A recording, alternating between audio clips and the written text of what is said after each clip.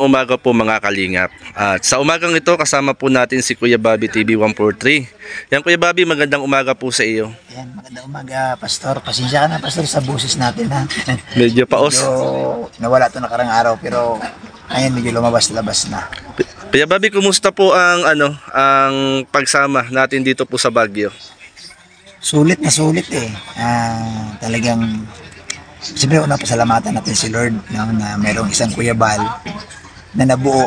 Mayroong isang Kuya Bal na nabuo at mayroong Team Kalingap at nakasama tayo.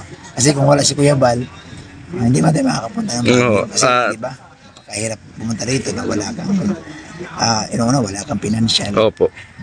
Saka pati Kuya Bobby, kung hindi dahil kay Kuya Bal, hindi tayo magkakakilala. Yun po ang pinaka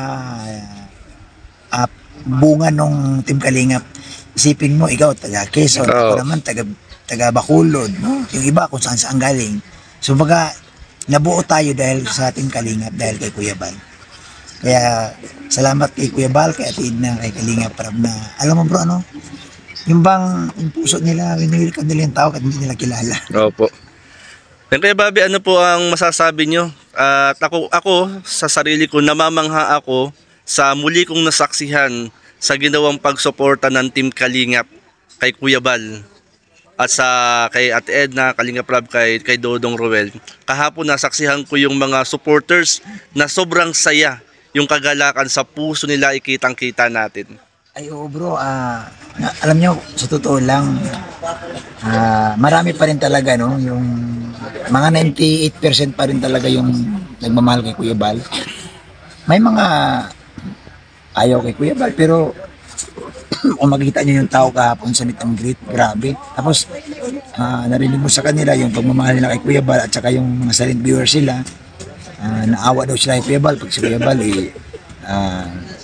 pinagsasabihan kung ano-ano, pero hindi daw sila talaga magsasawa sa pagsuporta kay Kuya Bal hanggat patuloy si Kuya Bal sa pagtulong sa ating kababayan.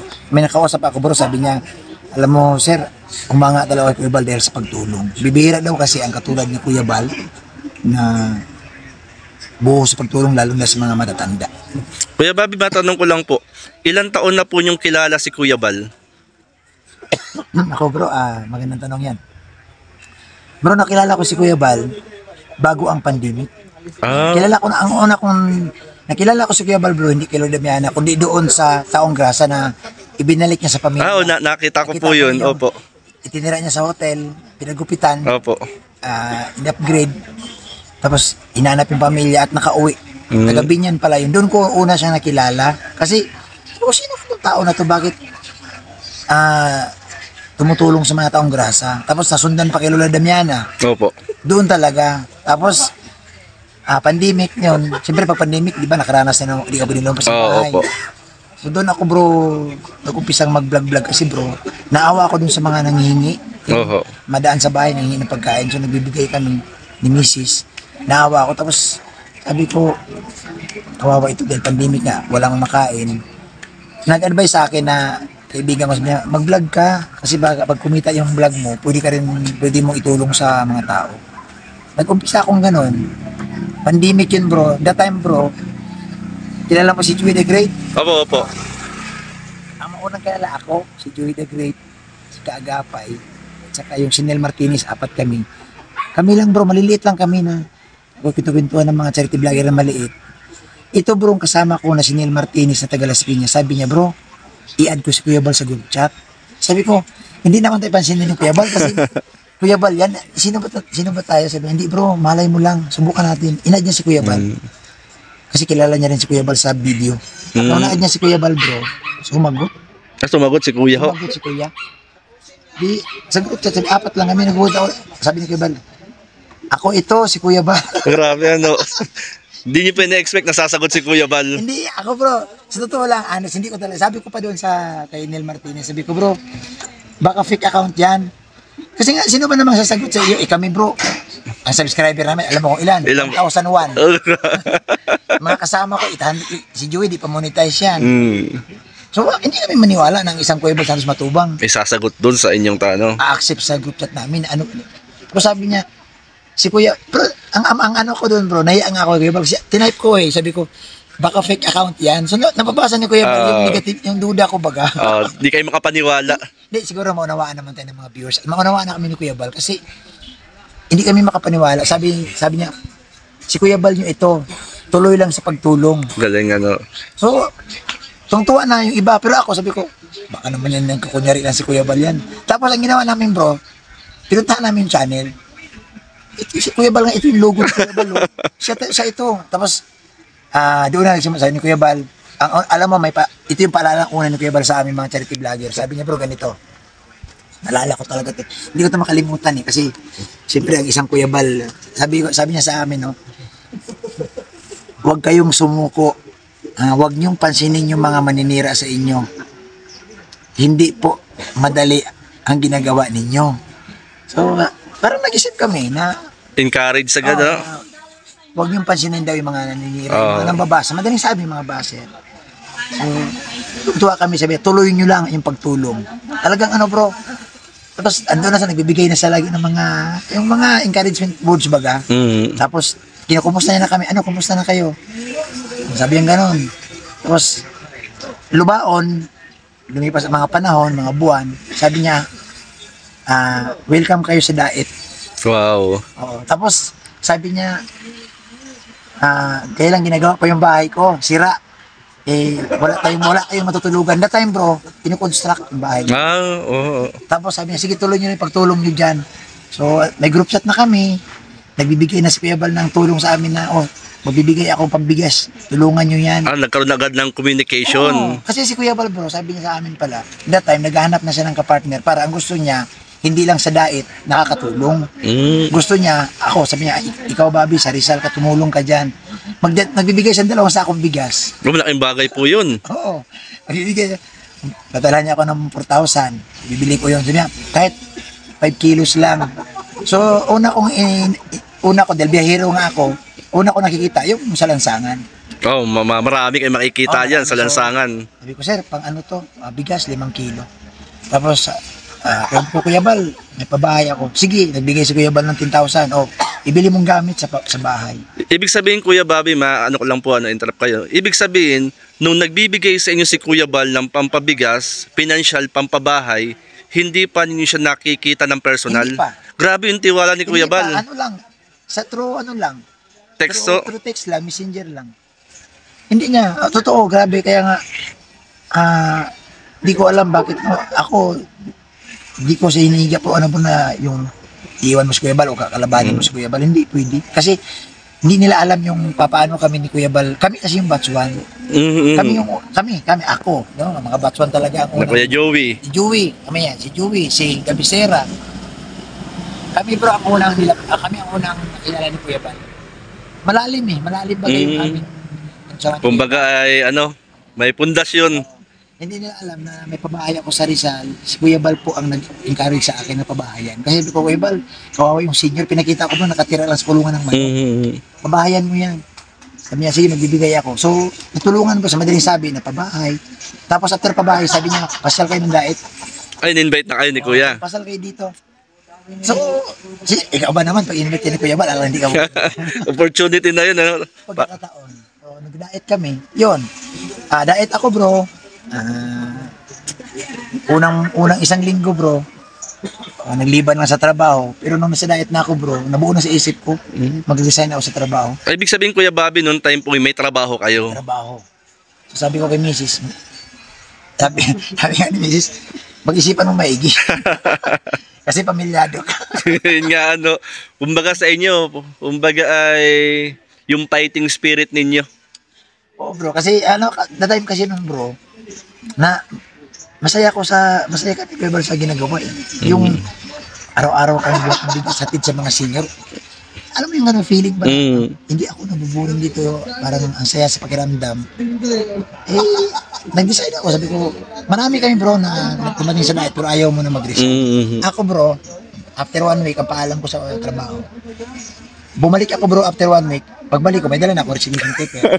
Tapos nagagalit pa sa akin may-ari ng kumpanya. Kasi sabi niya, mali yan, dapat bigyan mo kami 15 days. Para ayusin mo yung mga... kumbaga ay tawag dito? Anyway, yun naman talaga ang hindi naman pwedeng pag-resign ka ora-orada. Pero gusto ko agad bumalik eh. Sabi ko, sir, bahala na. Basta wala naman akong utang, wala akong atraso, wala akong atraso. problema, malinis ako sa HR. Ito na yung resignation na pinasa ko. Siyempre, masama ang loob nung may-ari. Oh. Siyempre, may part ako doon sa trabaho, kailangan sa trabaho. Pero, di na. Anyway bro, alam mo sa tagal ko sa trabaho, hindi ko na bro yung Yung inyong tinagal ko doon. kumbaga yung back pay ba ang tawag doon? Tawag, yung makukuha nyo. ko sana bro. Kasi mayroon eh. Mm.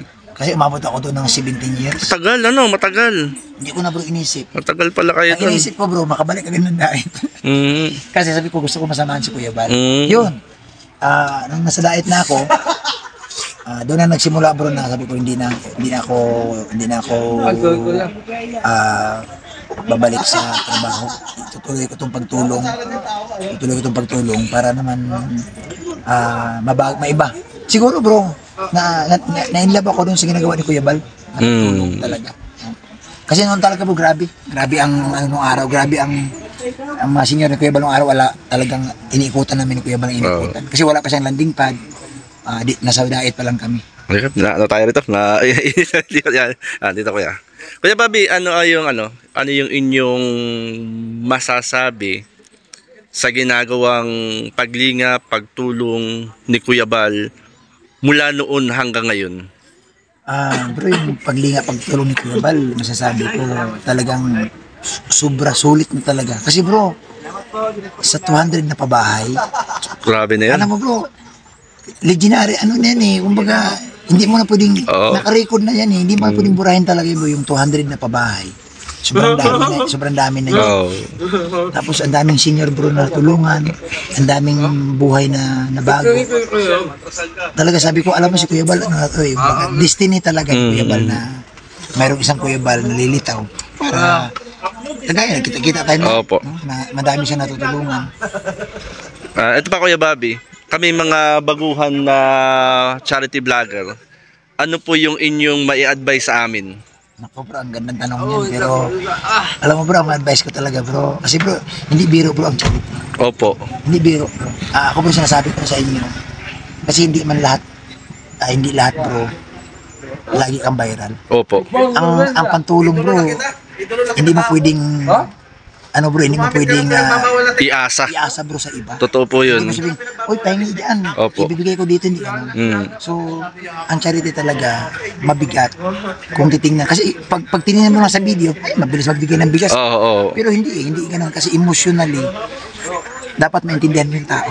Oo. Ibang, kita mo siya, pag uwi mo sa bahay, mag-iisip ka. Kaya nung araw, sabi ni Mrs., sabi ko sa'yo eh. Kasi pag uwi ko sa bahay, nalungkot ka. Ko kayo, tulungan mo si nanay. Totoo po yun. Yan, di ba sabi ko sa'yo, kumbaga may pamilya ka, naghanap ka pa ng iba pang pamilya na tutulungan pa. Pero sa tulong ni Kuya Bal, unti na-survive namin. Tapos, ang tips ko bro sa mga bago, bro, talaga ba yung salitang 3 lang, yung 3 M lang. Sige po, 3 M's. Mapagmahal sa beneficiary, matyaga, at matulungin. Ayun. Kasi bro, kung wala ito, mawala lang isa dito bro. Hindi ka matyaga. Wala na. Hindi na pwede bro. Kulang na. Kung hindi ka rin mapagmahal, wala rin. wala din eh. Kung hindi ka rin matulungin, wala rin. Wala din eh.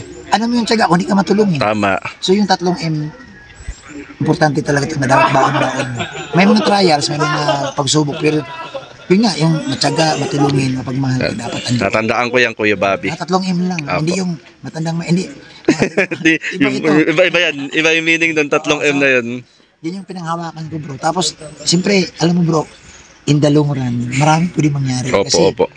Ito kasing pagtulong, pag gumawa ka ng mabuti, maraming tao mo nakikita, maraming naiingit. Sa madaling sabi. So, mismo, kaibigan mo, maranasan mo na, atakihin ka. No? Mismo kadugo mo, sasabihan ka ng ganito. Opo.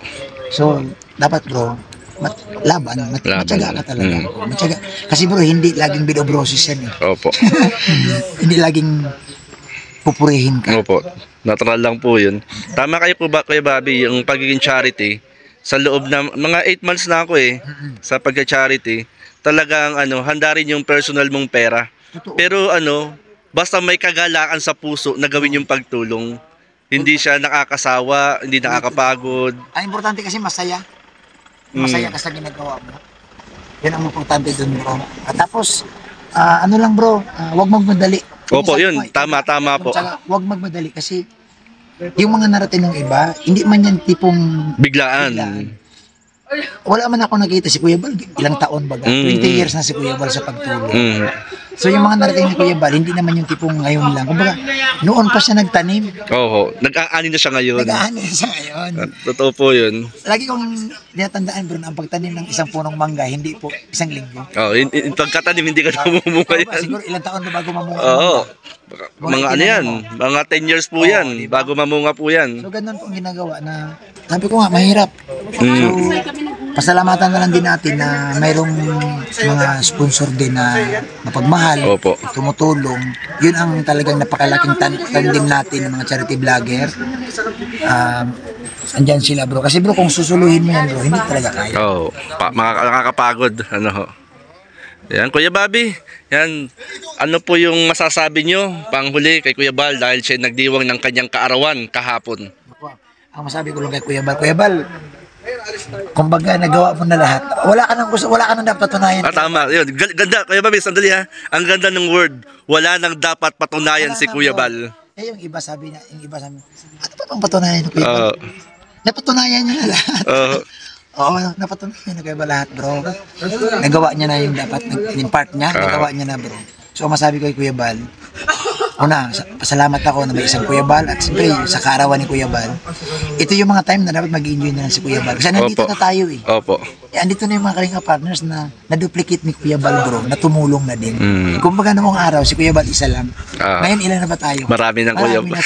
Marami ng Kuya Bal. Ibig sabihin yung ginagawa ni Kuya Bal, marami na tayong gumagawa. No? So, ano na, wala na dapat abutin pa or wala na dapat na patunayan pa si Kuya Bal na ito dapat wala na. Nagawa na ni Kuya Bal at isa sa mga patunay dyan bro talaga yung pabahay. Yan, tama po. Yung talaga sa pabahay. Galing Kuya Bobby nung word na ginamit nyo. Wala nang dapat patunayan si Kuya Bal. Medyo galing nung yung dating. Kumbaga ay mahirap ipaliwanag pero sapat na yung salitang wala nang dapat patunayan bilang isang charity vlogger si Kuya Bal. Kasi kumbaga bro, na-hit niya na eh. Yung sabi mo 100% na 101 na siya.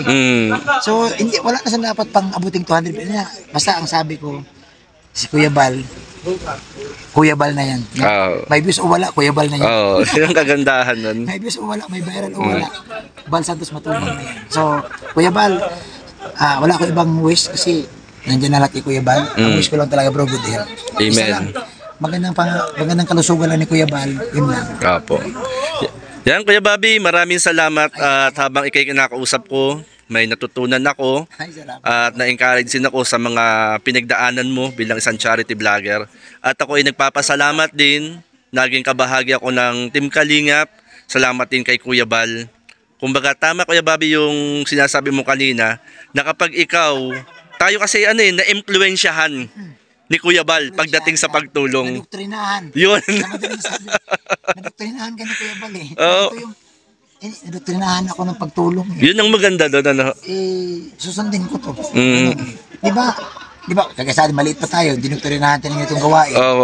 Kalakihan mo na yun eh. Kahit saan ka magpunta, alam mo sa totoo lang bro, sa ngayon nag-reactor ako, pero bro, yung puso ko bro, gusto pa rin bumalik sa pagtulong. Kumbaga, nire-repair ko lang yung sarili ko na umayos lahat at makapag-ipon tayo. Pero bro, mahirap kasi mong iwanan kung saan ka natuto. Opo. Yung doktrina ni Kuya Bal na pagtulong, dapat babalikan ko pa din. So yung reaction natin, at the same time, babalik pa rin sa pagtulong. Amen. Yan Kuya Bobby, maraming salamat sa oras. Salamat po sa pagkakataon kay akin nakausap. At syempre, kayo po yung batch 1. Kami yung last batch na na kung saan ay salamat sa inyo. Salamat kay Lord, salamat kay Kuya Bal at Kalinga Prab at salamat po sa inyo. Basta bro, ang kaming mga batch 1 nandito lang. No? Kung mayroon kami maitulong, especially sa advice, no? Sa mga i-share namin yung aming experience sa inyo. Nandito kami bro, huwag kayong mailang. No? Sabihin ng iba, ay, wag po. Wala po kami dapat ipagyabang. No? Kasi ganito kasi yun, dinuplicate lang kami ni Kuya Bal. So dapat i-duplicate din namin ito. Ayun, tama. Wala kami dapat ipagmayabang. Huwag hindi po totoo yung mga narinig nyo sa iba. Huwag kayo mahing lumapit.